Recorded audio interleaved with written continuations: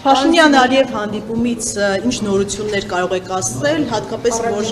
առաջընթաց կա թե չէ, հատկապես այն տեսանյութները տարածում գտավ եւ քննադատությունների տեղի տվեց, որտեղ որ Փաշինյանը սուրճի էր հրավիրում Ալիևին եւ այլն։ Ես առաջընթացից պետք է ասեմ, որ քննարկումները շարունակվում են եւ կա համաձայնություն քննարկումները շարունակել։ Չեմ բացառում, որ այդ քննարկումները կշարունակվեն մոտ ապագայում երկրի ղեկավարների ձևաչափով, ինչպես նաեւ արտաքին գործերի նախարարների ձևաչափով եւ դա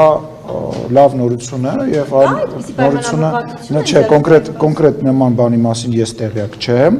եւ այո ենթադրում եմ եւ պետք է ասեմ որ նման գործընթացները ուղղված են խաղաղության պայմանագրի կնքման տեղի ժամի հետ կապված եւ հայկական կողմը եւ միջազգային բազմաթիվ գործընկերներ աշխատանքներ են տանում որպեսզի իրականություն դարձնել խաղաղության պայմանագրի կնքումը։ Ինչ վերաբերում է քննադատություններին, ես չեմ ուզում շատ կտրուկ արտահայտվեմ, բայց կարծում եմ առիթ կլինի ես այդ քննադատություններին էլի շատ կտրուկ կառաջանամ։ Իսկ Թուրքիայի շարունակում է պնդել այդ նախապայմանները, դրանց շուրջ ինչպես են դրա հետ կապված Հայաստանը ինչ դիրքորոշում դիրքորոշումը